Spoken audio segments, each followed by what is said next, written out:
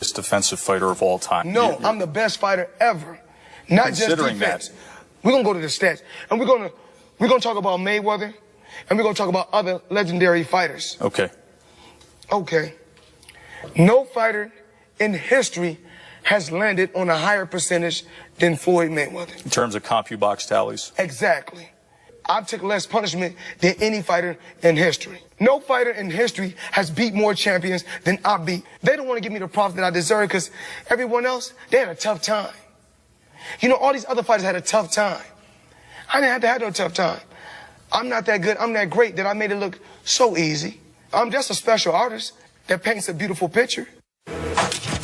See the passion in his eyes. That was Floyd Mayweather sitting down with our Joe Tessitore, always on the defense, both literally and figuratively, Skip. Were you surprised by those comments and that passion there? Stephen A. Smith, I wasn't surprised. It did strike me that these comments from your man Floyd Mayweather Jr. were extremely revealing, because here he is at this age and station in life and in his career, and he still feels compelled to try to convince us just how great he really is, because, in my opinion, Floyd isn't convinced how great he really is. So here's this man. He's 38 years of age. He's fought professionally for 20 years. 48 men have tried, as you always remind me, and 48 have failed. And here, number 49 comes on Saturday night, and Floyd continues to insist this is the end. This is it for him. Yet he's still trying to say that, we didn't hear the rest of this part of the soundbite, but he's saying, well, this fighter does this well, and this fighter does that well, but I do everything great. He even went so far in remarks to you, Stephen A., recently in Las Vegas, did Floyd, to disparage the great Muhammad Ali. I should say the greatest Muhammad Ali, to discount his rope-a-doping of George Foreman.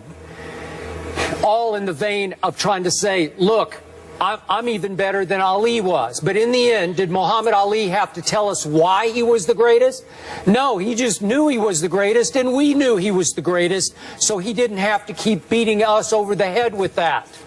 So here's a Floyd who knows full well his greatness is flawed.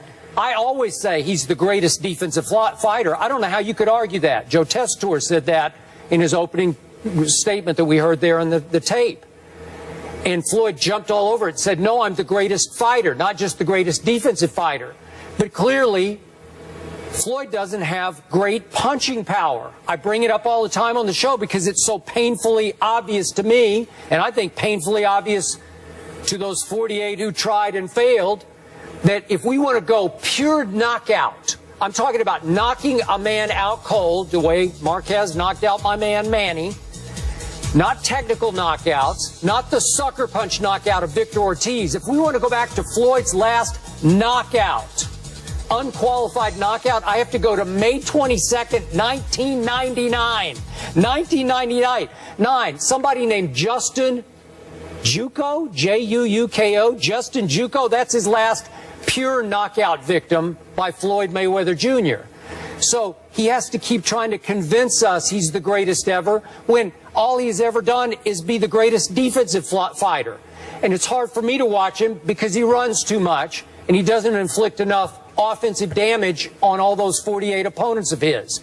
So I get it that he lands a lot of punches, but he doesn't take his pound of flesh very often. They don't have that much impact. So I think deep down, Floyd's insecure about it. All the way to age 38, to his final fight, he's trying to go over the top to convince us he's the greatest ever, when we all know he's not.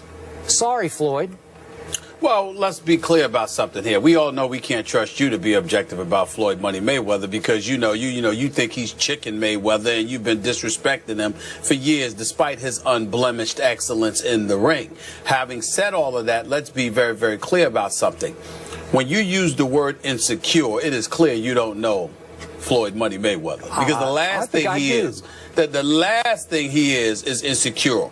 As he breaks this down, let's make sure we understand what's coming along here. First of all, he did beat Ricky Hatton. That was a TKO as opposed to a KO. I understand that.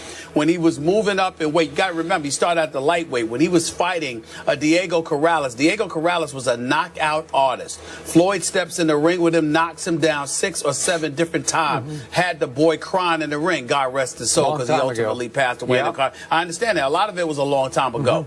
But he beat an Oscar De La Hoya. He beat a Sugar Shane Mosley. He beat a Canelo Alvarez. He was young. He beat a Miguel Cotto. He beat a whole bunch of guys. What I'm saying to you is this. Do I believe he's the best in the world ever, rather? No, I do not. He and I have debated about this for years. He and I go back and forth, and it was nice to see him talking to Joe the way that he talks to Joe, because that's how he argues with me about it practically every time we see one another. He firmly believes he's the best because he believes we all don't know boxing. And compared to him, Skip, he's allowed to make that argument, because when you're considered one of the best ever, and I don't think there's any question that he's one of the best ever, then you have a right to question other people's intelligence about the sport you have mastered as a pugilist. So I'm not offended by that. But here's where it comes from.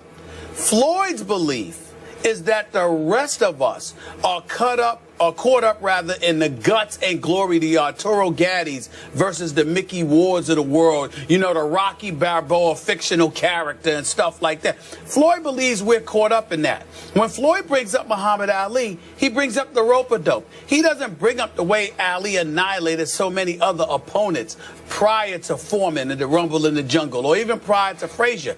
He doesn't bring up that stuff. He's caught up in the rope-a-dope. When he thinks about a guy like Marvin Hagler, he thinks about Marvin Hagler knocking Hearns out, but the punches Marvin Hagler took in the first round as well.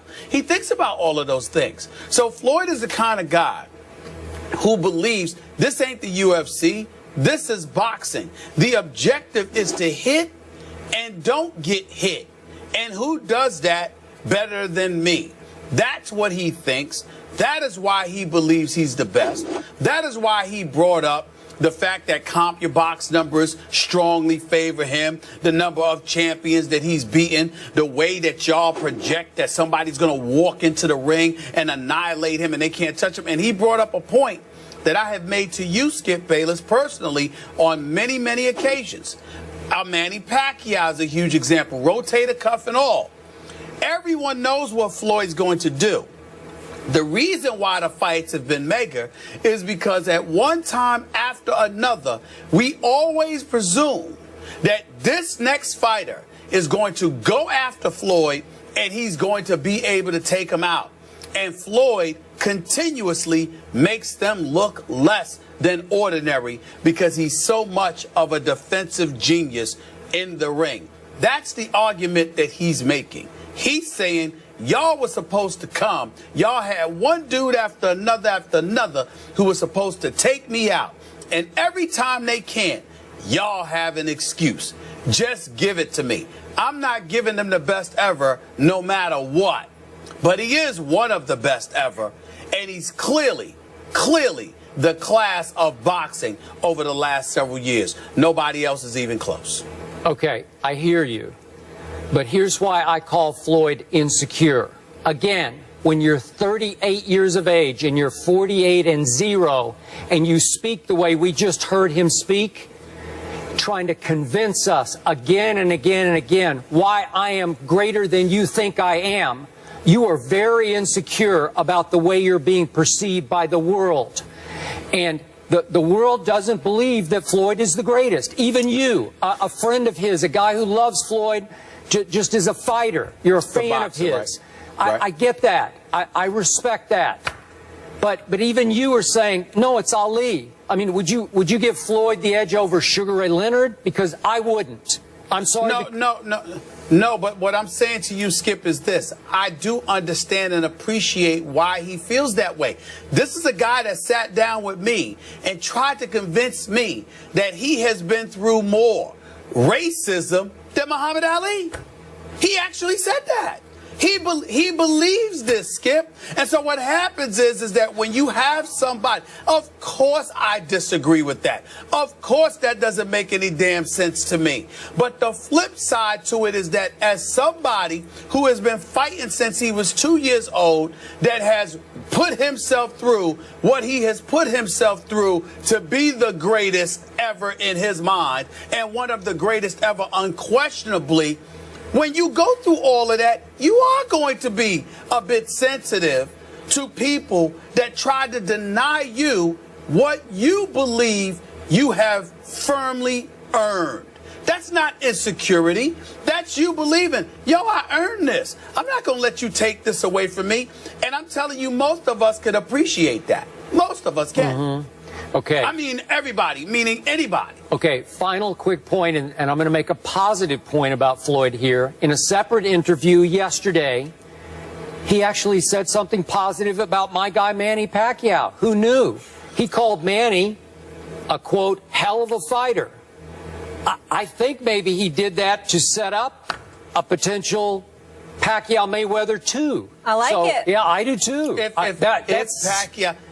Pacquiao gets on his knees and apologizes for sitting there and trying to wipe away Floyd's legitimate victory over him on May 2nd, perhaps Floyd will be kind enough legitimate to consider victory a rematch over a one-armed fighter who needed rotator cuff surgery the next day. The next day, he's in the hospital. We don't want to hear that. We don't want to hear that. Oh, we don't want to hear that. Sweep that under the carpet. Oh, no. I'm not saying his rotator cuff wasn't injured. We just questioned when it happened. I believe it happened from all those missed punches. Yeah, that's what I believe happened.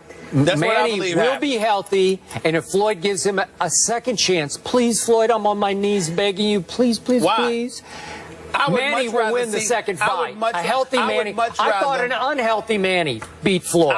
I would much rather see Money Mayweather against the winner of Canelo Alvarez versus Miguel Cotto. Yeah, you would. You might be the only man in the world. Well, we will see Mayweather this Saturday when he fights Andre Berto, who's 3-3 in his last 6 fights. Well, a few people will. The charity fight. Yeah. If he wins, he'll tie former heavyweight Rocky Marciano's record of 49 wins, 0 losses, 0 draws, and that was set back in 1955. Coming up.